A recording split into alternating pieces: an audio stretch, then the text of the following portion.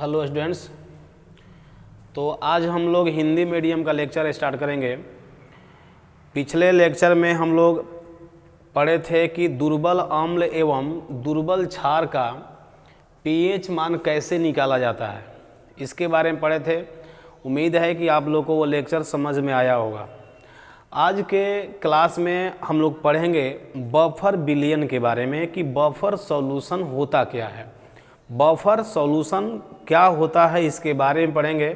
आपको पता होना चाहिए कि जो चैप्टर है वो आयनिक साम्यावस्था है। इसके पहले हम लोग रासायनिक साम्यावस्था के बारे में पढ़ लिए हैं। तो चलिए कॉपी और पेन लेकर के बैठिए और अच्छा से सोचते समझते हुए अपना नोट्स बनाइएगा। रफ कॉपी पर आप लोग मत लिखिएगा, डायरेक्ट फेयर कॉपी पर लिखिएगा।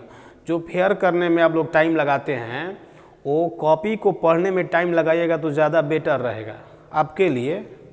हाँ, चलिए आइए बफर विलयन के बारे में चलते हैं। माइंड आप लोग बोर्ड पर रखेंगे, नहीं तो फिर समझ में नहीं आएगा। बफर विलयन, इंग्लिश में इसको बफर सॉल्यूशन बोलते हैं। ये देखो, पहले समझ लो, उसके बाद लिखना तो है ही।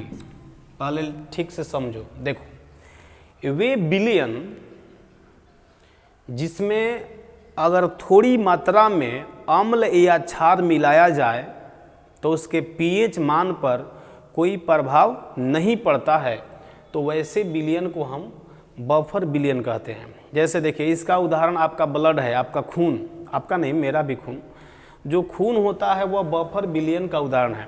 आप लोग ऑरेंज का जूस पीते होंगे, मौसमी का जूस पीते होंगे ना। तो जूस क्या होता है, वह खट्टा लगता है, इसका मतलब कि वह अम्लीय है।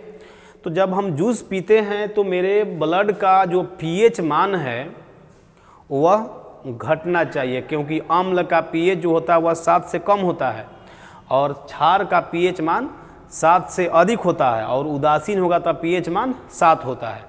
तो अगर हम अम्ल खा रहे हैं तो मेरा पीएच मान घटना चाहिए, अगर हम क्षार खा रहे हैं तो पीएच मान बढ़ना चाहिए। लेकिन बताइए कि अगर हम मेरा पीएच मान अगर बदल जाएगा, पीएच मान, तो हम ऊपर की ओर चले जाएंगे, समझे।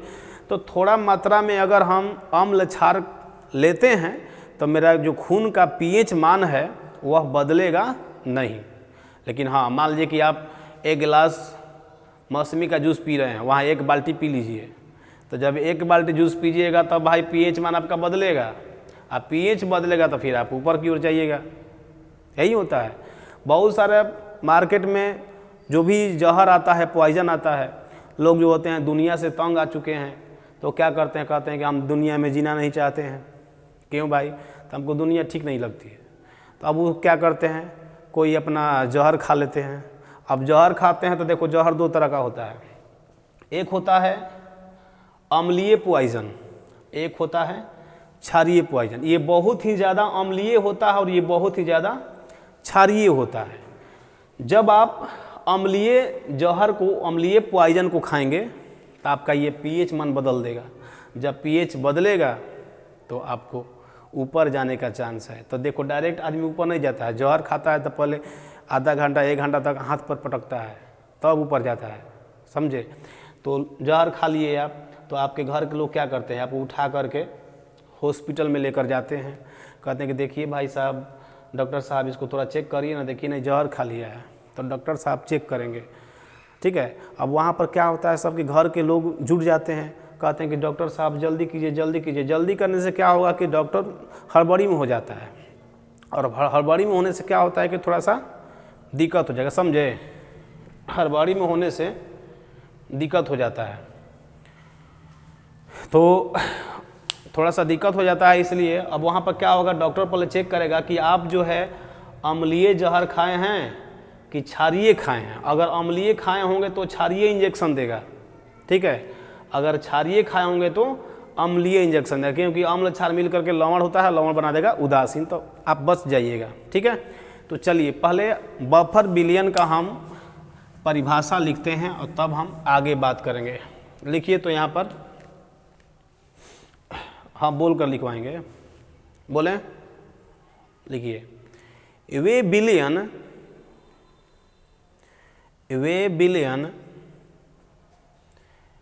जिसमें थोड़ी मात्रा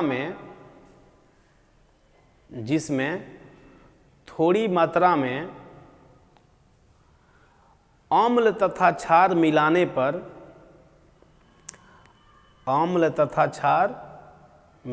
पर उसके पीएच मान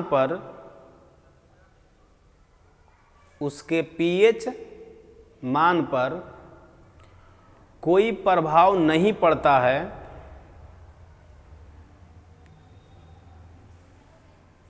पीएच मान पर कोई प्रभाव नहीं पड़ता है, बफर विलयन कहलाता है, बफर विलयन कहलाता है। अब आइए, बफर विलयन तो आप समझ गए। अब आइए, बफर विलयन कितने प्रकार का होता है, माइंड आप लोग यहीं रखिएगा। बफर विलयन का प्रकार देखो, यह दो तरह का होता है। बफर विलयन जो होता है वह दो तरह का, एक होता है अम्लीय बफर विलयन, ठीक से समझिएगा, अम्लीय बफर विलयन। दूसरा होता है क्षारीय बफर विलयन। अम्लीय बफर विलयन देखो, इसको इंग्लिश में लिखना होगा तो लिख सकते हैं एसिडिक बफर सॉल्यूशन, और इसको लिखना होगा तो बेसिक बफर सॉल्यूशन। माइंड यही रखिएगा, बेसिक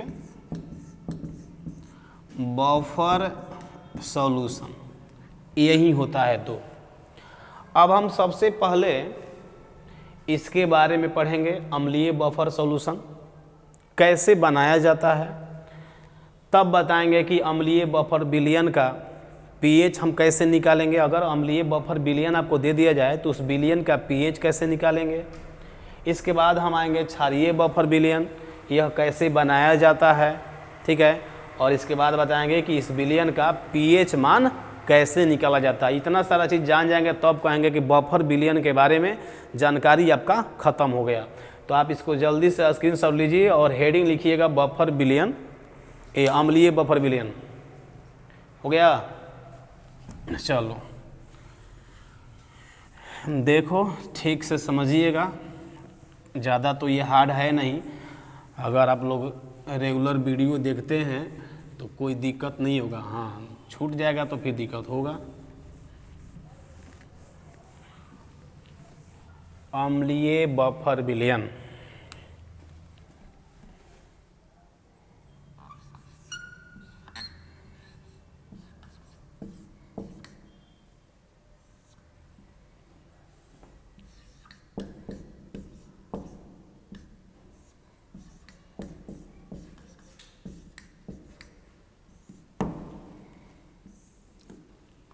बनाने की विधि।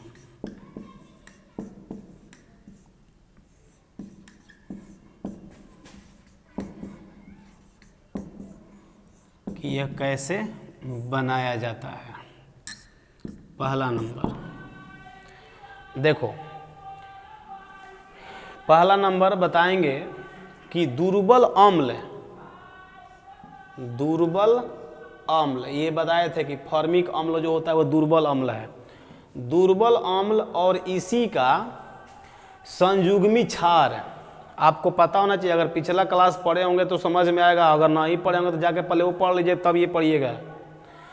संयुग्मी क्षार देखो, कल बोले थे कि अगर किसी, ये चलो कोई अम्ल है, ठीक है, अगर आपसे कहेगा कि इस अम्ल का संयुग्मी क्षार बनाइए, तो संयुग्मी क्षार बताने के लिए क्या करते हैं, इसमें से एक हाइड्रोजन को निकालेंगे। तो बताइए जब इसमें से एक हाइड्रोजन को निकालिएगा तो क्या बचेगा, A-। तो देखो H+ को निकालने के बाद जो बचता है ना, उसी को हम बोलते हैं संयुग्मी क्षार। जैसे ये अम्ल है, दुर्बल अम्ल, आप कहेगा इसका संयुग्मी क्षार बताइए, तो संयुग्मी क्षार बताने के लिए इसमें से हाइड्रोजन को निकालिएगा। अब हाइड्रोजन को निकालिएगा तो ये बचेगा H₀ तो ये दुर्बल अम्ल हो गया और ये उसका संयुग्मी क्षार हो गया। तो पहला नंबर है, दुर्बल अम्ल और संयुग्मी क्षार का मिश्रण अम्लीय बफर विलयन बनाता है। बोलो कोई दिक्कत है तो? सही है ना, एकदम सही है। आप लोग बस माइंड यहीं बोर्ड पर रखिएगा, तब सब कुछ क्लियर होते जाएगा। चलिए पहला नंबर है, दुर्बल अम्ल एवं उसके संयुग्मी क्षार का मिश्रण, क्षार का मिश्रण, ये ठीक है। अब दुर्बल अम्ल देखो,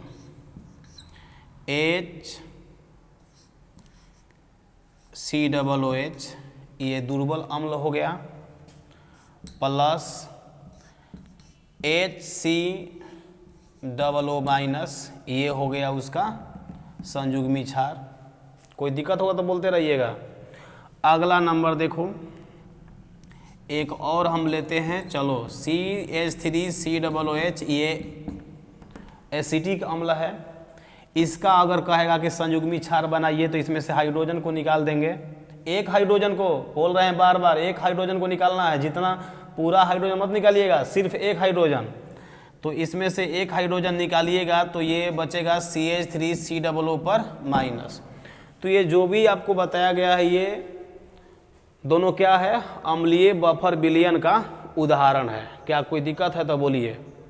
सही है, लिखना होगा तो लिख दीजिएगा।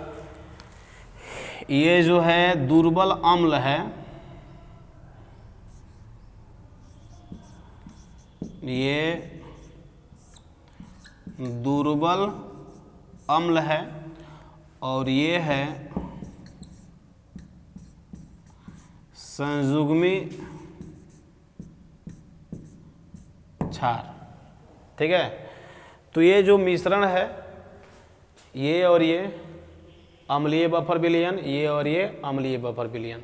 उम्मीद है आपको समझ में आया होगा। चलो इसको जल्दी से आप स्क्रीनशॉट लो, ले लिए। चलो इसी में बताते हैं दूसरा नंबर भी, थोड़ा सा जगह है। दूसरा नंबर देखिएगा, बफर विलयन बनाने की विधि हम लोग पढ़ रहे हैं, अम्लीय बफर विलयन। तो पहला हो गया, दूसरा नंबर। दूसरा नंबर है दुर्बल अम्ल एवं उसके लवण का मिश्रण। देखते रहिएगा ध्यान से। इसमें कह रहा है कि दुर्बल अम्ल होना चाहिए और उसी का लवण होना चाहिए, तो दोनों का जो मिश्रण होगा ना, वो अम्लीय बफर विलयन बनाता है।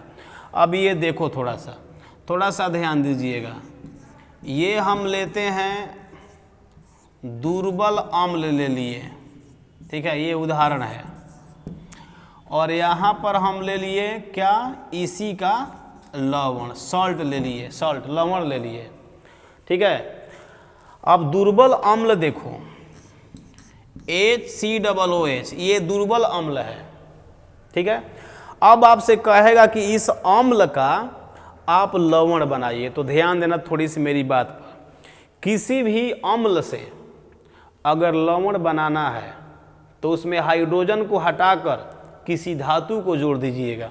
जैसे देखो यहाँ पर HCl अम्ल है, हम चाहते हैं इसको लवण बनाना, तो आपको ज़्यादा दिमाग नहीं लगाना है, इस हाइड्रोजन को हटा दीजिएगा, हाइड्रोजन को हटा करके कोई धातु को जोड़िए। चलिए कोई धातु को जोड़िए, तो हम यहाँ जोड़ देते हैं सोडियम को, तो जब सोडियम जोड़िएगा तो ये NaCl लवण नहीं है, नहीं है क्या रे बल कहीं के बोल रहे हैं। ये किसी भी अम्ल से अगर लवण बनाना है तो हाइड्रोजन को हटाकर किसी धातु को जोड़ दीजिएगा तो वह लवण में हो जाएगा, बदल जाएगा। जैसे ये देखो, ये क्या है, ये दुर्बल अम्ल है, हम चाहते हैं इसको लवण बनाना, तो लवण बनाने के लिए आपको क्या करना है कि इसमें से हाइड्रोजन को हटा देना है। हाइड्रोजन को हटा दिए ना, कोई धातु को जोड़िए। चलो हम जोड़ देते हैं यहाँ पोटेशियम को, हो गया लवण, हो गया। ये क्लियर हुआ? बहुत आसान है जी, समझ में थोड़ा सबको आएगा तब ना। ये देखो एसिडिक अम्ल है, इसको हम चाहते हैं लवण बनाना, तो हाइड्रोजन को हटाकर कोई धातु को जोड़िए। तो हम यहाँ पर धातु जोड़ेंगे सोडियम को, इस बार हाइड्रोजन हटा दिए और यहाँ कोई धातु को जोड़िए, हम सोडियम को जोड़ दिए, ये भी लवण हो गया, ये लवण है, ये लवण हो गया। क्लियर हुआ कि नहीं हुआ? तो इस तरह से यही दो विधि है अम्लीय बफर विलयन का। अम्लीय बफर विलयन बनाने का दो तरीका होता है, एक पहला ये और दूसरा ये। उम्मीद है कि आपको समझ में आ गया होगा। चलो इसको भी आप स्क्रीनशॉट लीजिए, हो गया। चलो अब हम बताएंगे आपको कि इसका pH मान हम कैसे निकालेंगे। pH मान समझे, pH मान हम कैसे निकालेंगे जी, समझ में आ रहा है ना? कुछ भी नहीं, थोड़ा भी नहीं आ रहा है, का दिमाग कमज़ोर है, तब बैल है पढ़ने में, चकबॉल।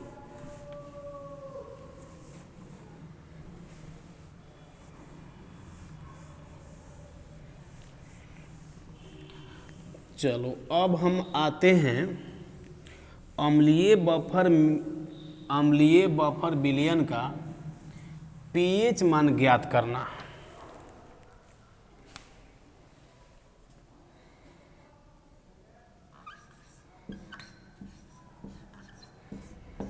अम्लीय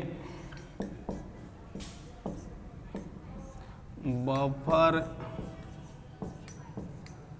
विलयन का pH मान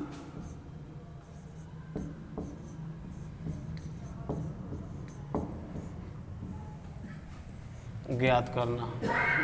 ठीक है, अब कैसे इसका pH हम निकालेंगे इसको देखना है।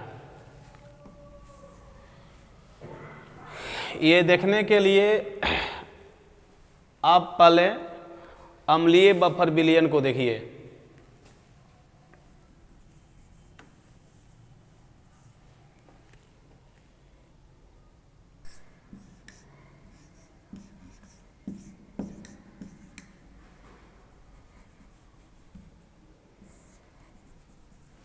अम्लीय बफर विलयन देखते हैं, आप लोग को समझ में आ रहा है कि नहीं, ऐसे आना तो चाहिए। अम्लीय बफर विलयन आपको अभी बताए हैं कि दुर्बल अम्ल और उसी का लवण, ये दोनों का मिश्रण अगर करते हैं तो अम्लीय बफर विलयन करता है। तो अब आपसे कहेगा कि एक अम्लीय बफर विलयन बनाए हैं जिसमें यही दोनों लोग हैं, दुर्बल अम्ल है और इसी का लवण है। तो कहेगा इस विलयन का pH मान बताइए। pH मान हम कैसे निकालेंगे ये देखना है। pH का सूत्र आपको पता होगा, pH बराबर होता है -log H प्लस की सांद्रता। ये होता है pH का सूत्र, पता होगा, पिछले लेक्चर में हुआ था। देखो आपको प्रश्न बोलेगा, आपको नहीं करना है कुछ, वो कहेगा कि इसे ये दुर्बल अम्ल का जो सांद्रता है वह C1 है। अब C1 नहीं देगा, वो देगा 2 है 4 है, चकमकाओ मत। इस लवण का सांद्रता जो है वो C2 है, ये हम नहीं देंगे। ये प्रश्न बोलेगा कि दुर्बल अम्ल और उसका जो लवण है इसका सांद्रता कितना है और इसका सांद्रता मतलब भूत मोलरता है, खोपड़ी में रखो, बार बार हम बोलेंगे नहीं। इसका सांद्रता देगा, इसका सांद्रता देगा, और दोनों को मिलाकर कहेगा उस विलयन का पीएच बताइए। तो आइए चलते हैं पीएच कैसे निकालते हैं। इसमें से दुर्बल अम्ल को पहले आप चूज करिए। दुर्बल अम्ल देखो HCOOH है, दुर्बल है तो ये उत्क्रमणीय होगा दोनों तरफ से। कैसे टूटेगा? HCOO माइनस और टूटेगा H+ में, देखते जाइएगा ध्यान से। अब इसका सांद्रता प्रश्न दिया है C1, ठीक है। अभिक्रिया अभी शुरू नहीं हुआ है तो ये क्या बनेगा? 0 0। अब थोड़ा देखिए, कहें से कि हम यहाँ गलत लिखे हुए हैं। अब यहाँ देखिएगा थोड़ा सा, तो देखो आपको बोले थे कि ये क्या है? लवण है। तो एक बात आपको थोड़ा सा याद करना पड़ेगा कि जो लवण होता है ना, वह प्रबल विद्युत अपघट्य होता है। अब कह रहा है कि प्रबल क्या होता है? एक दिक्कत नहीं ना है। प्रबल का मतलब होता है जो पूर्णतः विखंडित हो जाए, मतलब कि जितना आप ये लिए हैं पूरा का पूरा टूट जाएगा। बोले थे विद्युत अपघट्य 2 तरह का होता है, एक दुर्बल विद्युत अपघट्य, एक होता है प्रबल विद्युत अपघट्य। अगर पूरा का पूरा टूट गया तो प्रबल विद्युत अपघट्य। प्रबल विद्युत अपघट्य का उदाहरण था प्रबल अम्ल, प्रबल क्षार और सभी प्रकार का लवण। ये तीनों, सभी प्रकार का लवण में सब प्रबले होगा, समझे। दुर्बल विद्युत अपघट्य, दुर्बल क्या था कि जितना लेंगे उसे कम खत्म होगा। जैसे लेंगे 10 मोल तो 10 मोल का वो खत्म नहीं होगा, वो 10 से कम ही खत्म होगा, 5 8 7 3 ऐसे खत्म होगा। तो अगर अंशतः विखंडित होता है तो दुर्बल, अब पूर्णतः विखंडित होता है तो प्रबल। तो जो लवण होता है ना वह प्रबल विद्युत अपघट्य होता है, मतलब जितना ये लेंगे पूरा का पूरा खत्म होगा। तो हम देखो प्रश्न में ये C2 लिया था, तो हम यहाँ लेंगे C2। अभिक्रिया अभी शुरू नहीं हुआ है तो 0 0, देखते जाइएगा, काफ़ी महत्वपूर्ण है ये। अब ये जान गए हैं कि लवण है तो भाई पूरा खत्म होगा, तो C2 लिए हैं ना, तो C2 लिए हैं तो जितना लेंगे पूरा खत्म। देखो माइनस C2 था तो C2 खत्म। अब जब C2 खत्म तो ये कितना बनेगा? C2 कैसे लिखते थे? Minus x plus x plus x, उसी तरह से माइनस C2 प्लस C2 और ये प्लस C2। अभिक्रिया के बाद है खत्म, 0 बचेगा, लेकिन है 0 प्लस C2 क्या होगा? बोलो ना, C2। ये क्या होगा? C2। देखो आपको ये समझाना था कि जब ये अम्ल टूटा है C1 0 0, देखो अभी अभिक्रिया शुरू नहीं है तभी विलयन में ये देखो लवण के उपस्थित है।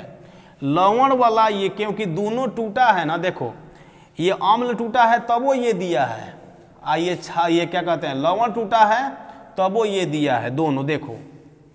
तो जब ये अम्ल अभी टूटा नहीं है, मतलब अभिक्रिया शुरू नहीं है, तभी विलयन में देखो ये प्रेजेंट है, उपस्थित है पहले से ही लवण वाला ये।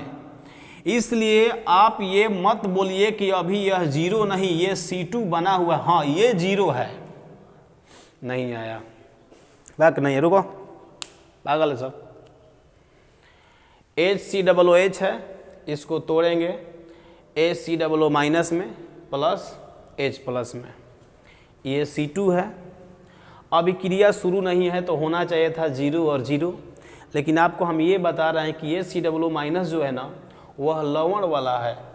HCOO माइनस ये C2, जब ये टूटा नहीं है तो विलयन में ये उपस्थित है लवण वाला HCOO माइनस, इसलिए लवण वाला हम यहाँ लिख दिए कि विलयन में पहले से ये है।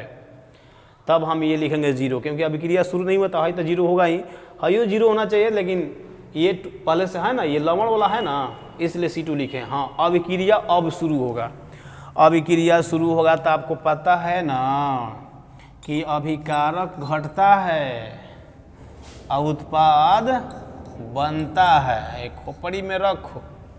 आया कि नहीं आया? अब देखो x का जो मान है ना वो बहुत ही कम होता है, बहुत ही कम मतलब बोल दो कि नहीं है।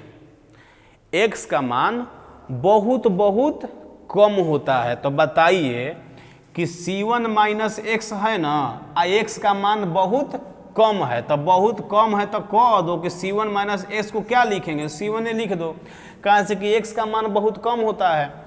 C2 प्लस एक्स है तो x का मान बहुत कम, मान लो कि आपसे कहेगा कि 100 प्लस 0.00001 है, तो क्या लिखेंगे इसको, तो कह दो कि बराबर 100 लिखो ना, क्या इसका मान है, बहुत कम है, हटा दो इसको। वही बात हम बोल रहे हैं कि x का मान बहुत कम होता है, इसलिए C2 प्लस एक्स को हम C2 लिखेंगे। x का मान बहुत कम होता है जिसके चलते क्या लिखेंगे हम, बोलो ना, C2 लिखेंगे। हाँ, 0 प्लस एक्स बोलो, x कौन तो कह रहा है सर यहाँ भी हटा दीजिए ना, x का मान तो बहुत कम होता है, तो ठीक है बहुत कम होता है, लेकिन पहले 0 था ना। अब मान लीजिए मेरे पास पैसा 0 था पहले, अब 10 पैसा आ गया तो उसका वैल्यू नहीं रहेगा, वही बात बोल रहे हैं। 0 प्लस एक्स को आप 0 मत लिखिएगा, क्योंकि x का मान बहुत ही कम है, ठीक है कम है, लेकिन पहले तो 0 ना था, तो यहाँ मत हटा दीजिएगा, यहाँ लिखेंगे कि 0 प्लस एक्स एक्स होगा, यहाँ हटा दीजिएगा क्योंकि x का मान C2 के तुलना में बहुत कम है, तो बहुत कम है तो C2 प्लस एक्स को क्या लिखेंगे, C2 लिख देंगे।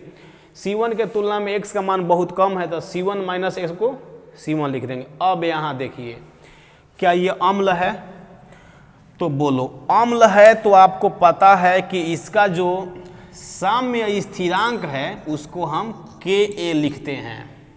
लिखने का तरीका आपको पहले बोल दिए हैं, लिखने का तरीका है क्या, उत्पाद की सांद्रता बाटा में अभिकारक की सांद्रता। तो देखो उत्पाद की सांद्रता देखते जाइएगा, गलत मत बोलिएगा, H प्लस हो गया ये, बाई बोलो HCOOH, ये हो गया अभिकारक की सांद्रता। अब यहाँ से थोड़ा सा आगे बढ़ेंगे, HCOO माइनस दिया है C2, तो यहाँ रख देंगे C2, H प्लस दिया है X by HCOO minus C1।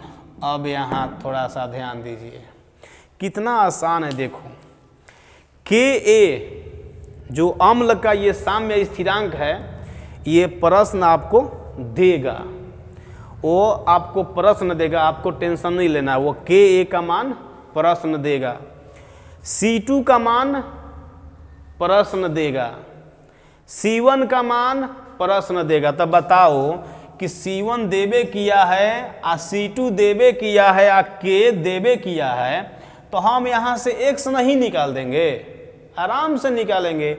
और जब x निकाल दीजिएगा तो यहाँ ध्यान दो, x क्या है, H प्लस की सांद्रता है, नहीं आया, आ रहा है।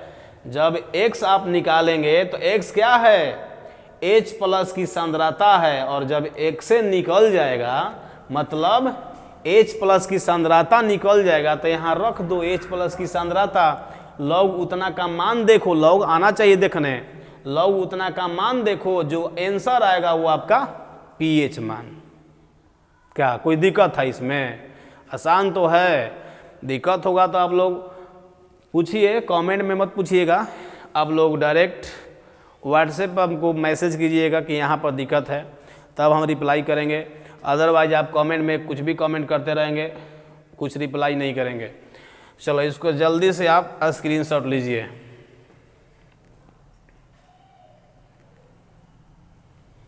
हो गया, चलिए उम्मीद है कि आप लोग को अम्लीय बफर विलयन समझ में आया होगा। अब हम चलते हैं क्षारीय बफर विलयन में। क्षारीय बफर विलयन,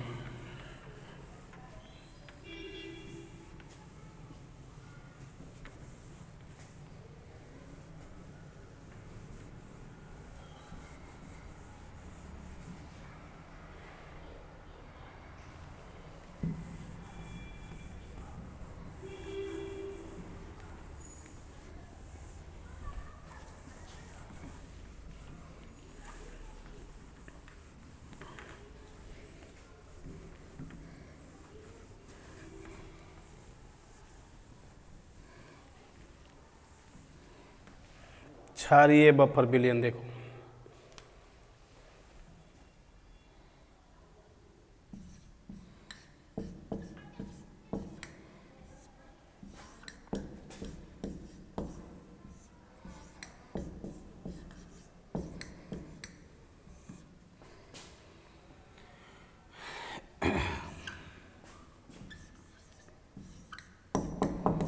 बेसिक बफर सॉल्यूशन। क्षारीय बफर विलयन, पहले आते हैं बनाने की विधि, माइंड यही रखिएगा, बनाने की विधि। अगर आपको अम्लीय बफर विलयन समझ में आ गया है तो ये उसके सामने कुछ नहीं है। अम्लीय बफर विलयन अगर समझ में आया है तो क्षारीय बफर विलयन भी समझ में आ जाएगा। अगर अम्लीय बफर विलयन समझ में नहीं आया है तो यह भी नहीं आएगा। ठीक है, चलिए बनाने की विधि पर थोड़ा ध्यान दो। पहला नंबर, दुर्बल क्षार, वहाँ पर क्या था, दुर्बल अम्ल था अम्लीय बफर में, और यहाँ पर क्या है, दुर्बल क्षार एवं उसके संयुग्मी अम्ल। देखो थोड़ा सा ध्यान दो, अम्ल का संयुग्मी क्षार होता है और क्षार का संयुग्मी अम्ल होता है। जैसे देखो आपको क्या बोले थे कि HCOOH ये दुर्बल अम्ल है, तो दुर्बल अम्ल का बोले थे कि इसका संयुग्मी क्षार बनाइए, अम्ल का संयुग्मी क्षार होता है। तब बोले थे कि इसमें से हाइड्रोजन को क्या करना है, निकाल देना है। तो हाइड्रोजन को जब निकालिएगा तो ये हो गया संयुग्मी क्षार। अब देखो ये बोलो तो क्या है, NH4OH क्या है, क्षार है, तो कहेगा कि इसका संयुग्मी अम्ल बनाइए, क्योंकि अम्ल का संयुग्मी क्षार होता है लेकिन क्षार का संयुग्मी अम्ल होता है। तो इसमें भी वही कहानी, लेकिन ध्यान देना इसमें OH को निकालिएगा। तो जब OH को निकालिएगा तो देखो ये OH पर -1 होता है, जानते हैं ना, NaOH है, सोडियम हाइड्रोक्साइड है, क्या होता है, Na प्लस OH माइनस नहीं होता है। उसी तरह से जब OH माइनस होगा तो NH4 पर क्या होगा, प्लस होगा। तो देखो इसका संयुग्मी अम्ल NH4 प्लस होगा। बोलो कोई दिक्कत है तो? क्लियर हो रहा है धीरे धीरे कि अभी उसी में अजुराया है? इसका संयुग्मी अम्ल क्या होगा, NH4 प्लस। चलो अब आते हैं यहाँ पर, ये आपका हो गया दुर्बल क्षार। बोलो, नहीं बोलेगा क्या जी, कहाँ है, मैंने काहे नहीं बोलेगा? अच्छा खाना नहीं खाए अभी तक क्या? संयुग्मी अम्ल ये आपका हो गया NH4OH। अब कहेगा इसका अम्ल बनाइए, तो OH को निकाल दीजिएगा महाशय लोग, ये इसका संयुग्मी अम्ल हो गया। कुछ कुछ समझ में आया कि नहीं आया? आया कि नहीं आया? बोलो आया। थैंक यू समझ में आने के लिए। हो गया ये। अब आते हैं नंबर दूसरा। नंबर दूसरा देखो, यहाँ पर है दुर्बल क्षार। अच्छा यहाँ लिख दीजिए दुर्बल क्षार एवं उसके संयुग्मी अम्ल का मिश्रण लिखिए। काहे आप लोग छोड़ रहे हैं? कौन तो करेगी, हम छोड़ देंगे आप छोड़ रहे हैं? अच्छा ठीक है हम ही छोड़ रहे हैं। दुर्बल क्षार एवं उसके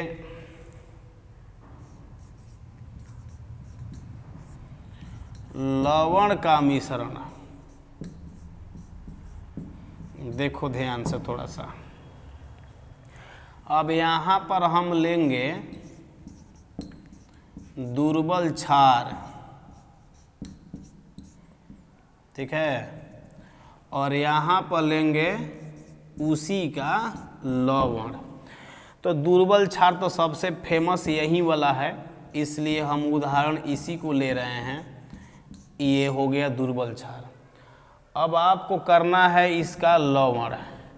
तो इसका लवण बनाना है ना, तो आप क्या कीजिएगा, इसमें से OH को हटा करके किसी भी हाइड्रोजन को यहाँ जोड़ दीजिएगा। देखो NH4Cl, ये लवण हो गया, ठीक है। तो ये दुर्बल क्षार और इसका लवण, ये सभी जो उदाहरण है वो क्षारीय बफर विलयन का है। आप इसको जल्दी से स्क्रीनशॉट ले लीजिए और तब हम बताते हैं कि इस क्षारीय बफर विलयन का pH हम कैसे निकालेंगे। स्क्रीनशॉट लो जल्दी से। हो गया? चलिए अब हम इसको मिटाएंगे।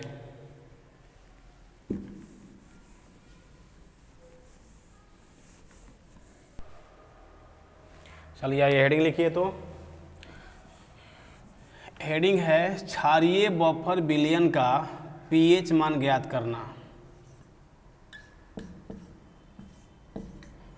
क्षारीय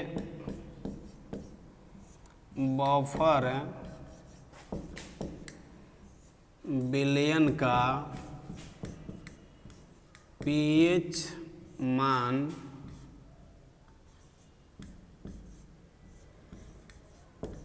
ज्ञात करना।